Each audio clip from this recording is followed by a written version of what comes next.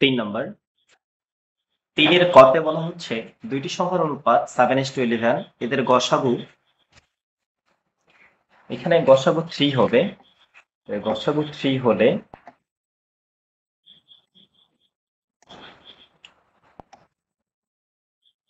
গসাগু 3 হলে এদের লসাগু কত?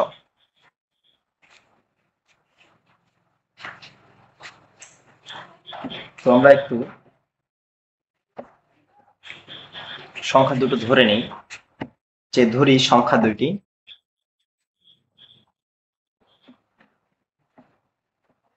মনে করি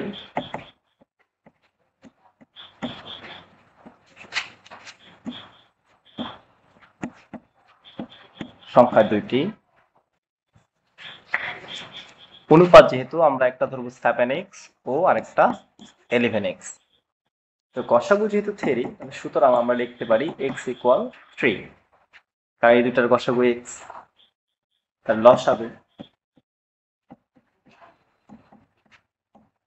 লসাগু আসবে 7 × 11 × x, তার মানে 7 11 77 x 77 গুণন x হচ্ছে 3, 3 7 21 এর 1 হাতে 2, 3 7 21 আর 2 হচ্ছে 23, 231। এটা হচ্ছে গসাগু লসাগু। তো এবারে আমরা খ নম্বরে আসি।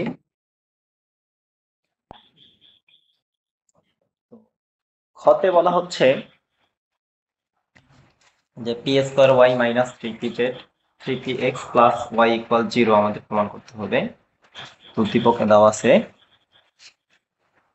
যে p = √3x + 2y + √3x - 2y। √3x + 2y - √3x - 2y।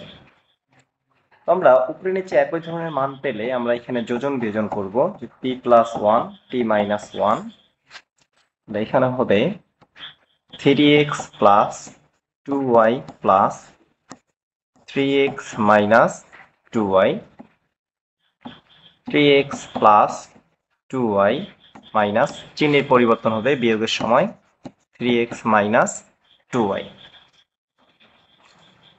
তো এখন যদি আমরা এখানে আমাদের যোজন বিয়োজন করতে হলে প্লাস নিচেরটি লিখবো আমরা, এখানে হচ্ছে √3x + 2y minus √3x - 2y, আর নিচে হচ্ছে +3y, এখানে মাইনাস লিখতে হবে, যে √3x + 2y মাইনাস প্লাস হবে যে 3x - 2y। তো এখন এখানে মাইনাস এটা বাদ যাবে, আবার এদিকে এটা এবং এটা বাদ যাবে প্লাস মাইনাসে।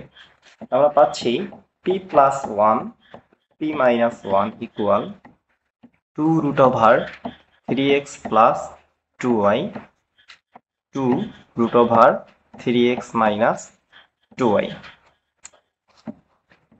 তো দুই দিক থেকে 2 আমরা বাদ দিতে পারবো। এখানে 2 বাদ গেলে আমাদের থাকবে হচ্ছে √3x + 2y √3x - 2y। এখন যদি আমরা বর্গ করে দেই তাহলে যেটা হবে, এখানে a + b হোল² সূত্র, অর্থাৎ p² + 2p1 + 1² p² - 2p1 + 1² সমান, এখানে আমাদের রুটে স্কয়ার রুট এবং স্কয়ারে বাদ যাবে, তাহলে হবে 3x + 2y 3x - 2y।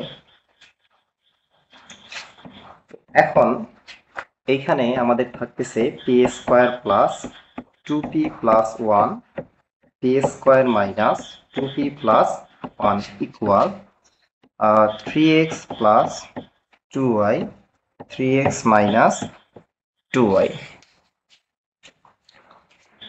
তো আমরা উপরে নিচে আরেকবার মিল পাওয়ার জন্য আমরা পুনরায় যোজন বিয়োজন করি, তাহলে হবে P square plus 2p plus 1 plus P square minus 2p plus 1। তো এদিকে বিয়োজন করলে P square plus 2p plus 1 minus P square plus 2p minus 1। তাহলে এদিকে হচ্ছে যে 3x plus 2y plus 3x minus 2y, বিয়োজনের বেলায় 3x plus 2y minus 3x plus 2y। তো এখন এখানে 2p বাদ যাবে, আর এখানে পি স্কোয়ার এবং 1 1 বাদ যাবে, আর এদিকে হলো আমাদের 2y বাদ আর 3x বাদ।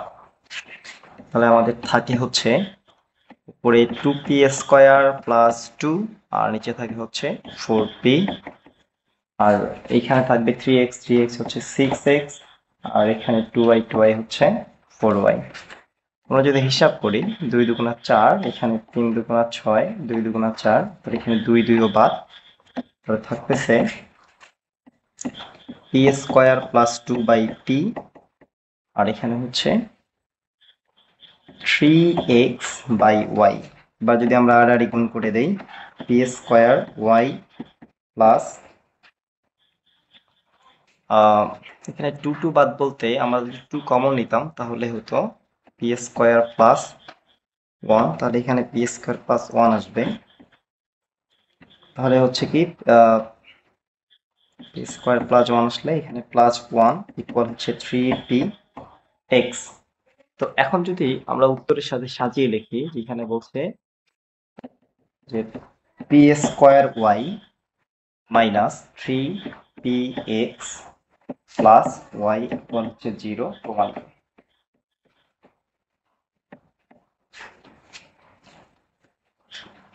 তো আশা করি এটা বুঝতে পারছি। গ নম্বরে বলছে গুণোত্তর ধারাটি নির্ণয় করো। এখানে গুণোত্তর ধারার n সংখ্যক পদের সমষ্টি দেওয়া আছে 2 to the power n plus 2 minus 4, n সংখ্যক পদের সমষ্টি। তাহলে এখানে গ নাম্বার,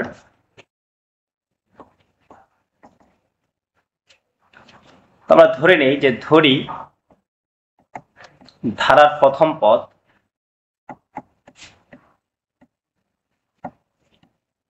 সমান a, গুণোত্তর ধারা যেহেতু সাধারণ অনুপাত হবে, যে সাধারণ অনুপাত সমান হচ্ছে r। তো এখানে দেওয়া আছে সমষ্টি n সংখ্যক পদের সমষ্টি,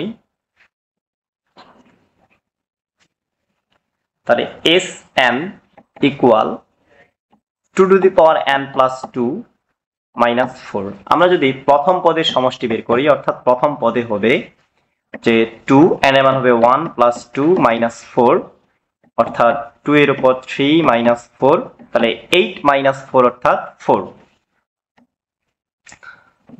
দ্বিতীয় পদের সমষ্টি যদি আমরা বের করি, দুটি পদের সমষ্টি হবে 2 to the power 2 plus 2 minus 4, তাহলে 2 প্লাস 2 মানে 4 মাইনাস 4, তো 2 এর উপর 4 অর্থাৎ 16 মাইনাস 4 অর্থাৎ 16 মাইনাস 4 12। তিনটা পদের সমষ্টি অর্থাৎ S3, তাহলে হবে 2 to the power 3 plus 2 minus 4, অর্থাৎ এখানে হবে যে 2 এর উপর হচ্ছে 5 মাইনাস 4, 2 এর উপর 5 অর্থাৎ 32 মাইনাস 4 অর্থাৎ 32 মাইনাস 4 28, তাহলে এখানে হবে 28। তো এইভাবে যদি আমরা এইভাবে আসলে বের করা যাবে। আমরা যদি চতুর্থ পদ বের করি যে S4 ইকুয়াল 2 টু দি পাওয়ার, এখানে হবে 4 প্লাস 2 মাইনাস 4, তাহলে 2 to the power 6 minus 4 অর্থাৎ 2 to the power 6 64 minus 4 অর্থাৎ 60। তো এভাবে আমাদের চলতে থাকবে। এখন যদি আমরা পদ বের করি, যে সুতরাং প্রথম পদ হচ্ছে আমরা a1 দিয়ে লিখতে পারি। প্রথম পদের সমষ্টি আসলে প্রথম পদে হবে। দেখো আমরা যদি 2 4 8 16 এরকম একটা গুণোত্তর ধারা নেই, তো প্রথম পদের সমষ্টি তো আসলে 2 এ হবে, দুইটা পদের সমষ্টি হবে 6, তিনটা পদের সমষ্টি হবে 8। এখানে একটা মজার ব্যাপার হচ্ছে প্রথম পদের সমষ্টি হচ্ছে প্রথম পদ, দ্বিতীয় পদ হবে দ্বিতীয় পদের সমষ্টি দুইটা পদের সমষ্টি অর্থাৎ 6 বিয়োগ হচ্ছে প্রথম পদ অর্থাৎ 2, তাহলে হবে 4। এভাবে আবার যদি তিনটা পদের সমষ্টি বের করতে বলে তাহলে আমাদের তৃতীয় পদ বের করতে বলে তাহলে আমাদের তিনটা পদের সমষ্টি বিয়োগ তার আগের পদ আমরা বের করব। আগের পদের সমষ্টি অর্থাৎ তিনটা পদের সমষ্টি এখানে হবে 2 আর 4 6, তো 6 আর 4 হচ্ছে 6 আর 8 হচ্ছে 14, তো 14 থেকে যদি আমরা 6 বাদ দিই আবার 8 বের হবে। তো তাহলে প্রথম পদ হচ্ছে আমাদের, তো প্রথম পদের সমষ্টি যেটা সেটাই 4।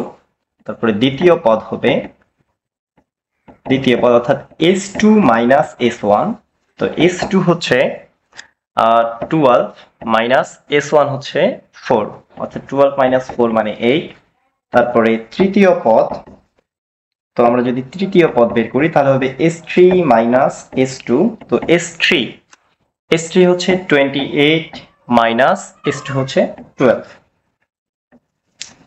তাহলে আমরা কি পাই 8 থেকে 2 গেলে হচ্ছে 6 হচ্ছে 16, আর আমরা চারটা পদের সমষ্টি যেহেতু বের করছি চতুর্থ পদ বের করে নিতে পারি। তো চতুর্থ পদ হবে s4 মাইনাস s3, তো s4 হচ্ছে আমাদের 60 মাইনাস 16 অর্থাৎ 48। তো এইভাবে এটাও চলতে থাকবে। তাহলে আমরা ধারাটি লিখতে পারি, আমরা এইদিকে একটু মিশিয়ে দেই, তো আমরা ধারাটি লিখতে পারবো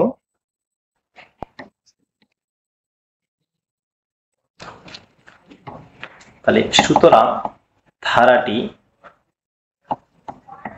ইকুয়াল, তো এখানে প্রথম পদ হচ্ছে 4, দ্বিতীয় পদ হচ্ছে 8, তারপরে তৃতীয় পদ হচ্ছে 16, চতুর্থ পদ হচ্ছে 48 প্লাস ডট ডট ডট। এটাই হচ্ছে আমাদের ধারা। তো ধারাটি নির্ণয় করতে বলছে, অর্থাৎ এটাই হচ্ছে অ্যান্সার।